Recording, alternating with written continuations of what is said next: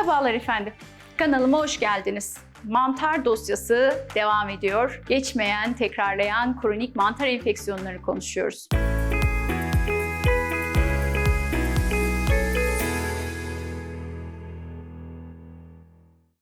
Vücudunuzda mantar olduğunda, şimdi vajinadaki mantarları konuştuk.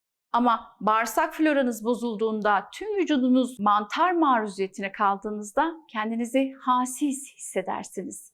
Yorgun hissedersiniz. Foggy beyin dediğimiz böyle sisli beyin, açlık atakları, özellikle karbonhidratlara, şekerli gıdalara karşı böyle bir düşkünlük, sonradan ortaya çıkan besin ya da ilaç alerjileri, akneler, kaşıntılar, cilt lezyonları, şişkinlik, gaz, sindirim problemleri ve aklınıza gelebilecek birçok durumun ana sebebi bağırsaklarda olması gerekenden çok daha fazla Candida mantarının üremiş olmasıdır. Ve tedavisi geniş pencereden bakarak bağırsak florasını düzeltmektir. Ama aslında unutmayın, az önce saydığım belirtiler, yani bu sisli beyin, yorgunluk, işte halsizlik, bazı semptomlar başka hastalıkların da belirtisi olabilir. Ama özellikle sık antibiyotik kullanıyorsanız, doğum kontrol hapı kullanıyorsanız, kortizol içeren ilaçlar kullanıyorsanız, yoğun şekerli karbonhidratlı gıdalarla besleniyorsanız, mayalı çok fazla tüketiyorsanız, süt ve süt ürünlerini çok tüketiyorsanız, işte o zaman bu belirtiler varsa, saydığım belirtiler, sizde tüm vücut kandidiyazis olduğu aklınıza gelsin ve ona yönelik de mutlaka bir uzmana başvurup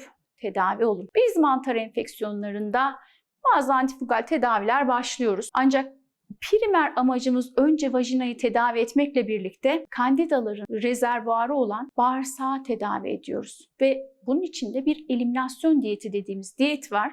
Onu genellikle başlıyoruz. Eliminasyon diyeti ne?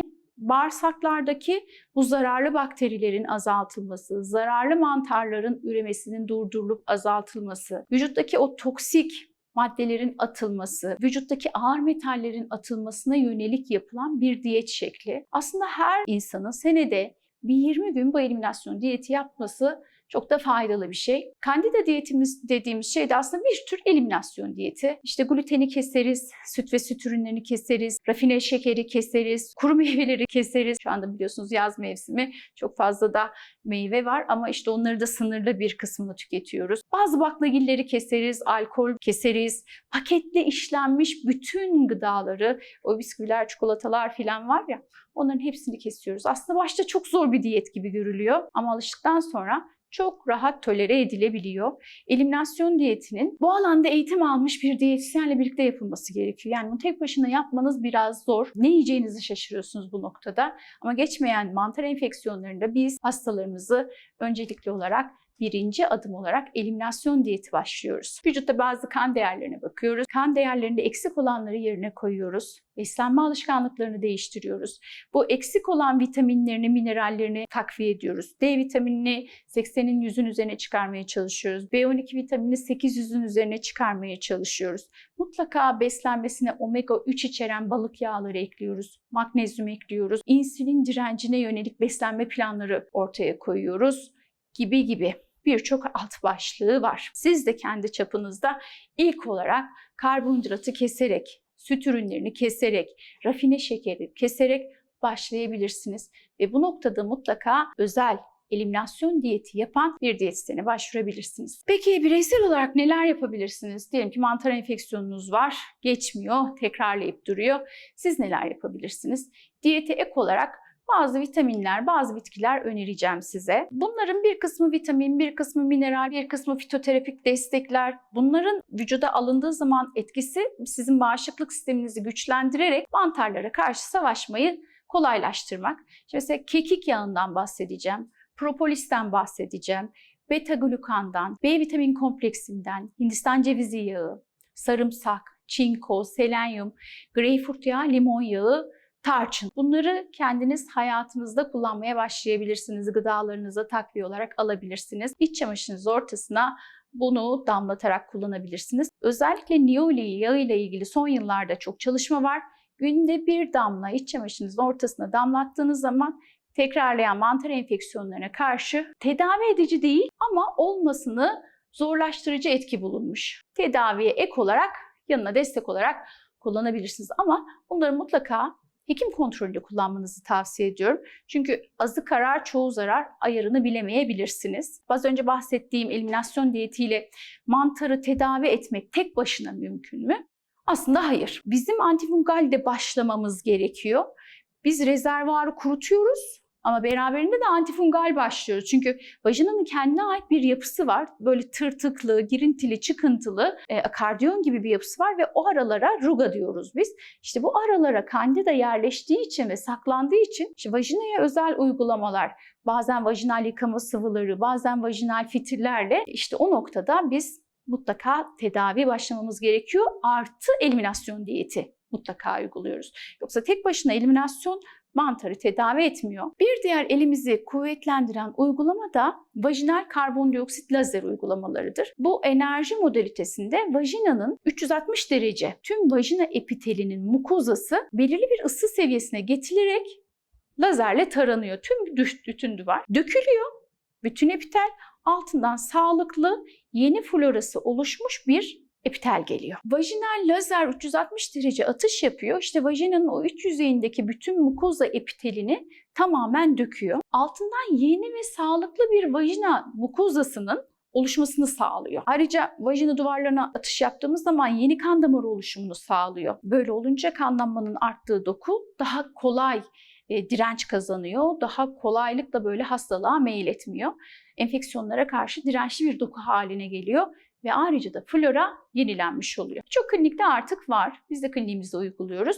Kronik mantar enfeksiyonlarını, karbondioksit, vajinal lazer tedavilerini 3 ay arayla 2 doz uygulanarak aslında tedaviye ek olarak uyguladığımız bir işlem. Eliminasyon diyeti, vitamin, mineral takviyeler, beslenme düzeltmeleri, antifungal tedaviler, beraberinde vajinal karbondioksit lazer 3 ay arayla 2 seans. Aslında lazer tedavisi çok zor bir tedavi değil. 10 dakika kliniklerde ağrısız acısız uygulanabiliyor. Artık birçok klinikte var. Bulunduğunuz bölgedeki hekime bu noktada başvurabilirsiniz. Sadece lazer yeter mi? Yani diyelim ki biz antifungal başlamayalım. Eliminasyon diyeti vermeyelim. Beslenme önerileri vermeyelim. Vitamin, mineral takviyelerini yerine koymayalım. Bağışıklığını güçlendirmeyelim. Hasta bazı önlemler almasın. Sadece lazer yapalım. Hayır, yeterli değil. Çünkü bataklığı kurutmak lazım. Birincisi bağırsakları kurutacağız. İkincisi vajinayı tedavi edeceğiz. Beslenmeyi düzenleyeceğiz. İşleri tedavi edeceğiz. Sebep olan faktörleri ortadan kaldıracağız. Bağırsakları tedavi edeceğiz ki üzerine bir karbondioksit lazer eklediğimizde uzun vadeli bu sorundan kurtulmuş oluruz.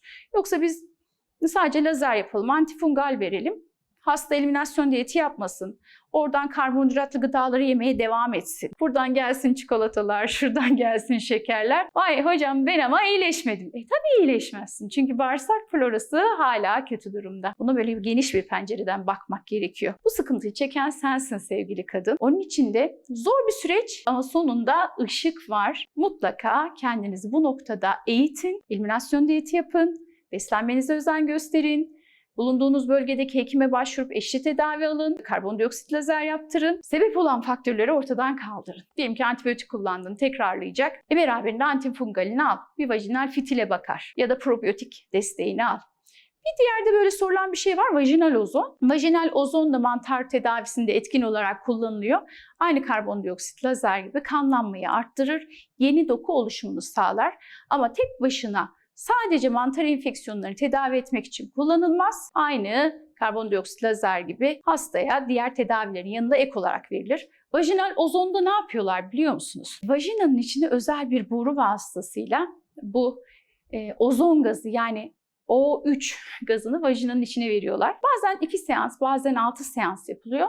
Ama vajinal ozon terapisini bu alanda eğitim alan bir hekimin uygulaması gerekiyor. Yani her yerde bu tedaviyi alma şansınız yok. Bir diğer tedavi de mavi ışık tedavisi. Aslında dünyada var ama ülkemizde ne yazık ki hala bu tedavi yok. Blue light terapi diye geçiyor. Kronik mantar enfeksiyonlarında tedavide gerçekten etkin ve başarılı tedaviler. Vajinal fitillerde de işte antifungal fitillerden bahsetmiştim birazcık size. Bir de borik asit içeren fitiller var. Borik asit vajina florasını destekleyen, kandidanın üremesini engelleyen bir madde. Borik asit yıkamalar, borik asit fitiller antifungal özelliği yüksek olduğu için tedavide elimizi güçlendiren diğer ajanlardır. Evet, mantar enfeksiyonlarının tedavisinde vajinal ozonu konuştuk. Vajinal karbondioksit lazeri konuştuk. Vajinal mavi ışığı konuştuk. Eliminasyon diyetini konuştuk.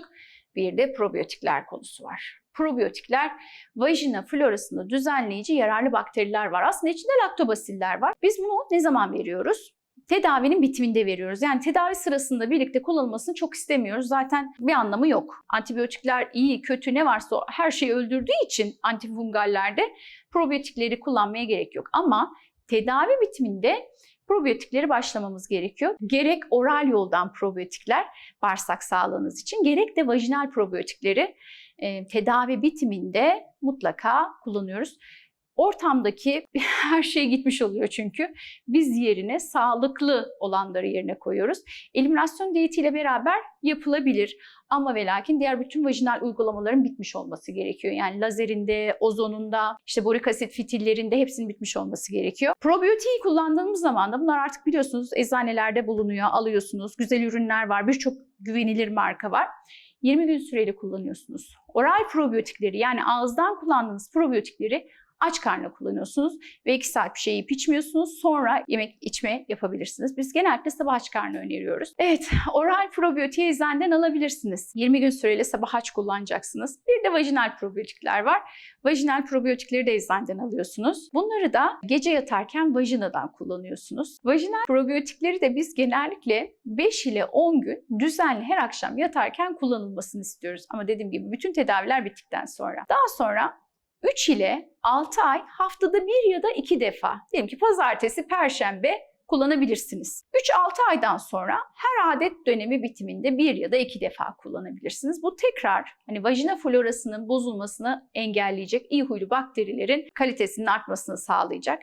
Evde yapabileceğiniz bir probiyotik var. Aslında çok da basit bir şey. Elma sirkesi ama bu kastettiğim marketlerde satılan elma sirkesi değil. O asetik asit. Çok da zararlı bir şey aslında. Çok faydalı bir şey değil. Evde kendinizin yaptığı organik elma sirkesinden her gün 1 çorba kaşığı sabahları aç karnına 1 bardak suya katıp içebilirsiniz. Sonrasında 1 saat sonra 2 saat sonra kahvaltınızı yapabilirsiniz. İşte o zaman direkt bağırsaklarınıza doğal probiyotikleri göndermiş olursunuz. Ek olarak mutlaka ev yapımı yoğurt, ev yapımı sirke, ev yapımı kefir, ev yapımı salça, ev yapımı turşu tercih edin. Bunların hiçbirini marketlerden almayın çünkü bunlarda probiyotik yok.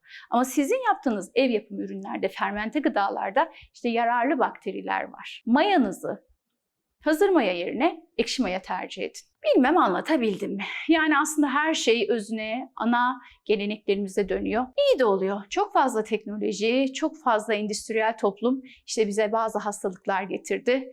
İşte bu hastalıklarda aslında bize tekrar özümüze dönmemiz gerektiğini hatırlattı. Bir videonun daha sonuna geldik. Bir sonraki videoda tekrar görüşmek dileğiyle. Sağlıkla kalın.